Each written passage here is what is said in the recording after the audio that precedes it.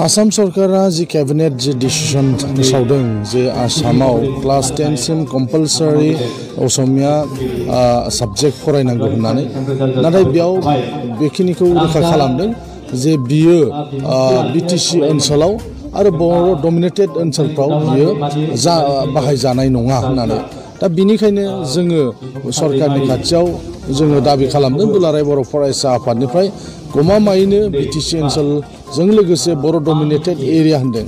दा बर' डमिनेटेड एरिया होननानै बबेखौ बुंनाय जागोन बेयाव जोंहा एसे सन्देह थादों बिनिखायनो दुलाराय बर' फरायसा आफादा बुंदों बिटिसियावथ' जाखानाङानो आरो बेजों लोगोसे सारा आसामाव जेराव जेराव बर' मिडियाम स्कुल दङ बे बर' मिडियाम स्कुल थानायफ्राव जानो नाङा जेराव जेराव बर' फरायसाफोर दं बेयाव जानो नाङा होननानै जों दाबि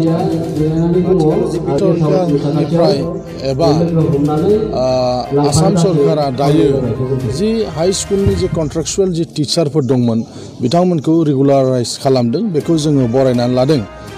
नेशनेल एजुकेशन पलिसि एबा निउ एजुकेशन पलिसि फैनायनि सिगां स्टेट लेभेलाव गुबुन गुबुन जे सोलोंथाइनि जे जेंनाफोर दं बे जेंनाफ्रा सुस्रांजानांगौ दिनै नंगौ बे जायफ्रा माने कन्ट्रेक्चुवेल टिचारमोन बिथांमोनखौ दिनै रेगुलाराइज खालामदों बिनि थाखाय साबायखर नाथाय गोबां जोंहा जेंनाफोर दंबावो बे जेंनाफोरखौबो एट द सेम टाइम माने सुफुंनायनि हाबाफारिखौ लानांगौमोन नाथाय जोङो मैयानिफ्राय नुनो मोन्दों जे गोबां बर' मिडियाम फरायसालियाव असमिया बिजोंनि फोरोंगिरिफोरखौ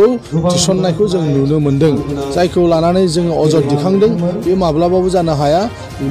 मोजाङै नायफामफिननानै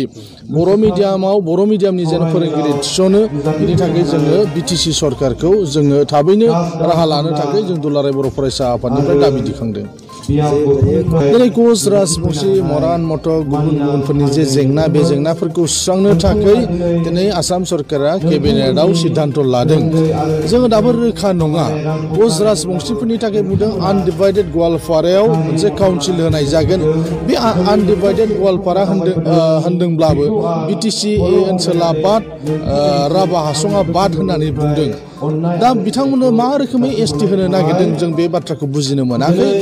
मानो होननानै बुङोबा आसामाव एसटिफोरनोल'सो काउन्सिलखौ होदों गुबुन अबिसि एससि बा जेनेरेल मानसिफोरनो माब्लाबाबो माने काउन्सिल होनायखौ जों नुबोफेराखै दा बिथांमोना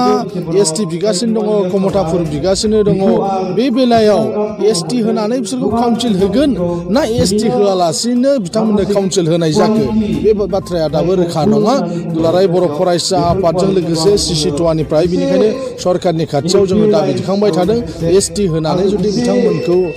जुदि काउन्सिल होनो नागिरोब्ला बेवहाय जोंहा अजद दङ नाथाय एसटि होआजासे बिथांमोननो जुदि काउन्सिल होयोबा मरान मटकनि बा गुबुनफोरनि जेंनाखौ सुस्राहोयोब्ला जोंहा बेहाय आपत्ति खालामनांगौ जेबो बाथ्रा गैया बेयोहालागै जोङो बेनि सायाव जोङो रोखा नङा जायफोर भारत सरकारनि जायफोर जोंजों रायलायबाय थाग्रा अफिसारफोर दङ बिथांमोनानिफ्राय जों बे रोखोमनि जेबो खौरां मोनाखै बिथांमोना बुंदों